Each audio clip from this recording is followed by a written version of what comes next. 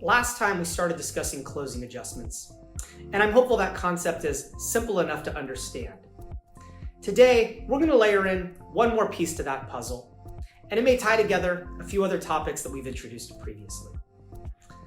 Let's start with the idea that the closing adjustments could have been wrong. Keep in mind that the buyer's signing off on the closing adjustments upon business transfer, but doesn't have access to the seller's financial system to necessarily verify that everything was correct. Perhaps the seller hasn't booked accounts receivable or accounts payable correctly. Maybe there's obsolete or slow-moving inventory that showed up on the final inventory report when it wasn't supposed to.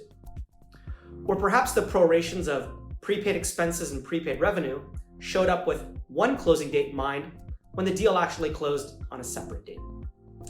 These issues usually bubble up to the surface pretty quickly once the buyer begins operating the business. The good news is there's another opportunity to clean up this error. Many purchase agreements will build in what's called a post-closing true-up. The buyer will have a certain amount of time, very often 90 days, to provide the seller with the real post-closing adjustments, along with evidence of the revised adjustments to be proved by the seller. These will be compared with those adjustments made at the closing. Once again, all of the amounts will be netted against each other to determine if one party owes the other party money. Let's have a little bit of fun and tie this back to a topic we introduced in episodes 25 and 26. There we started talking about representations and warranties. Buyers will usually require the seller to make certain representations about working capital. You may represent that accounts receivable is collectible or that your inventory is in good and selling condition. So what happens if various customers don't pay?